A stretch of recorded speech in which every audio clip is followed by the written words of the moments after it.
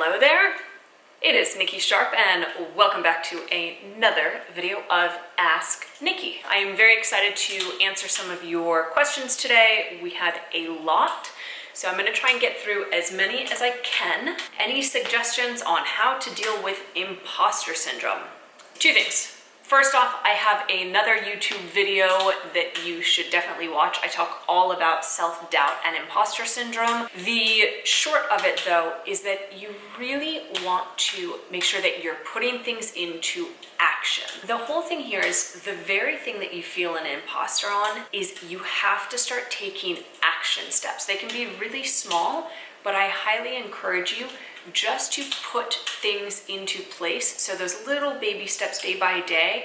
Let's say, for example, you're a content creator and you're feeling like an imposter of like, why would I do this? I'll never be good enough. It's just a matter of setting a schedule, putting the camera on, and doing it. And just to know that we all have feelings like this, but I'm not gonna say too much here because you should go check out my other video because I go into a lot of detail. What are the best ways to move forward from a relationship that broke your heart? Super good question, and something that we have all dealt with. Well, I'll give you a few tips that really helped me. The first one was in your cell phone to change the name of your ex. So instead of their name coming up, it just says teacher. And I always put teacher with a little butterfly and then a heart next to it. And the reason that this is good is because you start to shift things from, oh, this person broke my heart, I don't feel good, or anger towards them, to what are the lessons that I am meant to learn and grow from. The other thing is obviously surrounding yourself with nourishing people, those that are going to lift you up. So friends and family, just really opening up to them. And one of the things that I've learned about human beings, we have a really hard time asking for help. And it's very important that if you're trying to get over anything or you're trying to get better at something, you have to seek help. It's the same as like we go to school, go to college, we learn a new skill, and we're in the active process of learning. And when we don't understand, we ask to receive help on that so that we can get better.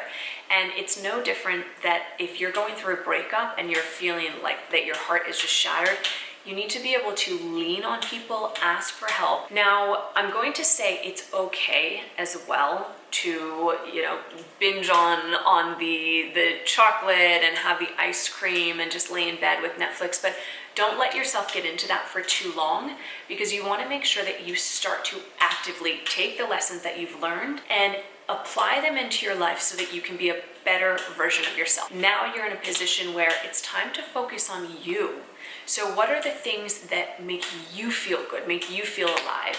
I encourage you to write a list of everything that makes you happy and start to do those. Incorporate them into your day and you'll see that you do feel better. And the other thing is time heals all. How do you get past the plateau? You want to really start to ask yourself, what did I start to slip up on? So maybe you ate really clean and you were consistent with your workouts for, I don't know, a few weeks. But the main thing here is that you want to ask yourself, what am I not doing? It could be, I've kind of slipped up, I'm not drinking enough water, or I really know that I should be exercising more.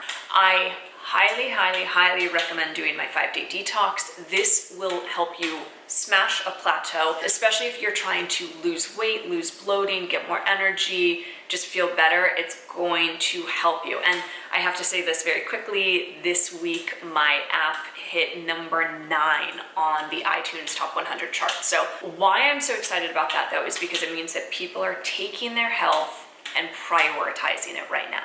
So if you're in a plateau, then you need to switch things up. You need to get real with yourself and really check in and say, what am I not doing that I need to be doing? Am I having maybe a little too much alcohol, or am I not working out enough? But all of those things combined with my detox, you will be past a plateau in no time. Next question. Oh, I like this one. Because you always travel, I've always wondered where you were born and grew up. Can you share your childhood? Yes, I can. So I am from Boulder, Colorado. It is a beautiful state. I'm obsessed with it. I love it. Both my parents are actually from England, so I have dual citizenship to both places. Growing up in Boulder was fantastic. I've said this in the past though, that I did not in any way appreciate nature and sports and all of those things. And fun fact, my mother actually went to the Olympics in 1984. Yeah, 1984, because I was born in 87. And so she went 3 years before she had me. Total badass woman, was a cyclist, road racing, and so she was very active while I was growing up. The same with my father. I mean, to this day, he's in his 60s and he cycles like weekly, multiple days a week, 100 miles a day, like crazy, right? So I grew up with parents who were very into exercise. They didn't know as much about nutrition, and I mean the whole world didn't know as much about nutrition, so I did not grow up in, knowing all the things I know now, which is a blessing because it forced me to learn them. But I had a really good childhood. I'm an only child, so my parents both were working, and I think I had a pretty normal one, aside from the fact that my parents were from a different country, which I know many of you have experienced. So now that I look back, that was a little challenging because I don't know if I relate to being an American more or being English, just because I grew up with more of the English traits, let's say, because of my parents. But yeah, so Boulder, Colorado, if you haven't been, you should. Tips for starting an online business. Love it. Without knowing what your business is, it's a little hard to say exactly the tips, but here's going to be, I guess, my generalization, which can apply to anyone. First things first, you need to know your product and what you want to sell to people. So for me, I did it backwards. I did not have a product when I started my brand. I just knew I was passionate about health and wellness. So I would definitely say, learning from my mistakes is that you need to know what it is you're trying to influence people on or influence them to buy. I always suggest writing down the product and how is it going to help people? How is it different than other people in the market? And I actually have a whole course. I do one-on-one coaching and group coaching for this, but so I have worksheets that take you through this, but you really have to define who your target audience is, what your product is, what your niche is, what sets you apart from the rest. So for example, I'm in the health and wellness industry. There are a lot of other people doing the same thing, and what I say of what sets me apart is that I've had 2 eating disorders and I've overcome them by myself with no help of doctors. So I really know what works, what doesn't. I have self-studied, a range of things. I'm a yoga teacher. I've studied Ayurveda, meditation. I'm a health coach. I've studied raw nutrition, And so I would say that sets me apart because I've studied a broad range of things. I apply all of those to when I help clients, and it's just, I really look at my values. So I would say look at your values as well, because that will come across in what you're trying to do. And then depending what it is for your online business, there's going to be a different platform that is going to work better for some things, etc. Meaning if you're trying to sell a direct product like B2C and have consumers purchase it, YouTube is a great one because you can showcase the product, how it's used. If it's something like clothes that you're trying to make, Instagram is a perfect one, or Pinterest, because then you can showcase how it looks, that sort of thing. But it really just depends on what the product is. And I always say build your community first before you sell your product. So quick answer, hope that helped. Next one, how do you coach people? Do you create a diet for them? Love it. I do coach people. I love doing this. I don't know why I'm doing that. So yeah, when it comes to coaching, I actually have a 3-month ultimate transformation program, and I'm quite selective. Well, you have to apply. Let's say, I don't want to say I'm selective, but you have to apply to the program because it's full on, it's intense, and in 3 months you will see an ultimate transformation. It is mind, body, soul. We go through relationships, business, your purpose, health, fitness, the whole range of things. And we talk weekly. I text with you daily. So I do also create diet nutrition programs for people, which I love doing. I do one-off consultations, but I still encourage people that if you're stuck, you need help, then definitely contact me for that, which I will put my contact details right here so you can. Okay, last two, we're gonna go through these very quickly. How do you find balance between eating healthy and treating yourself? I live a lifestyle now that I don't really cheat. I try to eat super clean about 80% of the time, and I give myself wiggle room 20% of the time. That being said, the cleaner that I eat, the better I feel, the less I want to have anything. I tend to not eat like cheat meals or like super junk food unless I'm with people. So I'll totally share a Domino's pizza with someone, but I do that because if I know myself, if I'm by myself, I will eat the whole thing and then I feel pretty bad. And eating junk food, treating yourself just becomes more pleasurable when you do it with someone else. So that's kind of my rule of thumb, and it's just the better I feel, the less I want it. I will say alcohol, on the other hand, I've been known to have a bottle of wine by myself multiple nights a week. Last question here. What are your favorite beauty products? The Sonicare toothbrush. This has been a lifesaver. It's my favorite thing ever. This has kept my teeth super clean, super white.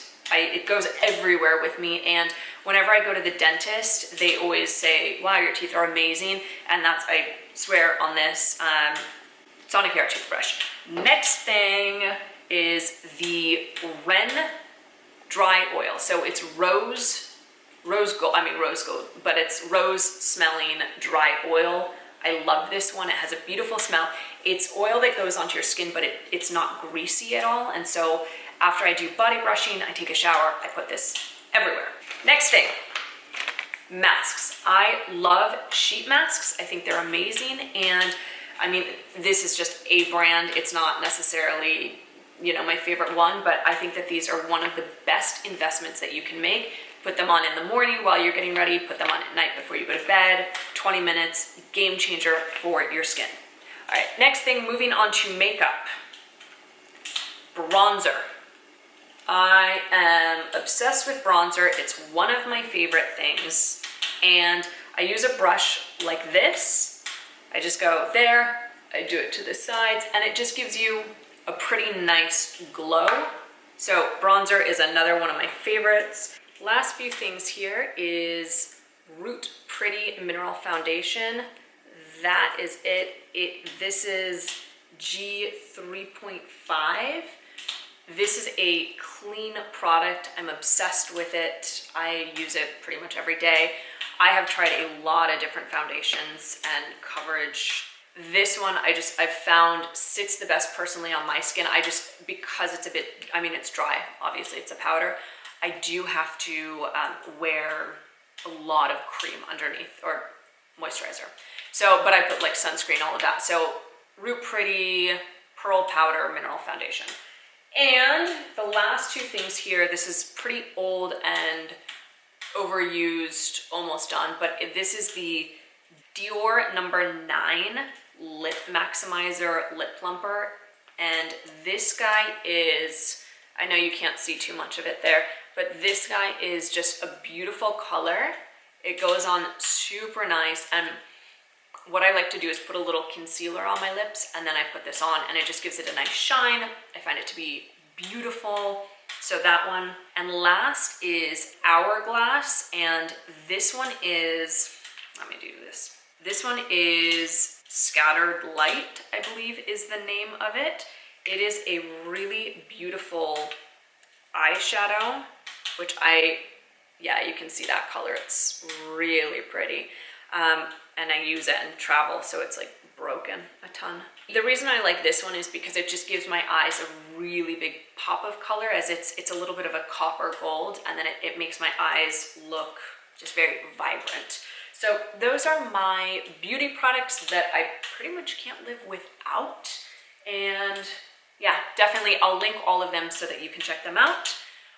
If you liked this video, please do share it. And if you're not subscribed to my channel, do so. New videos out every week on everything from helping you maximize your day with productivity, to meditations, to how to deal with stress, anxiety, how to overcome imposter syndrome, and obviously these videos.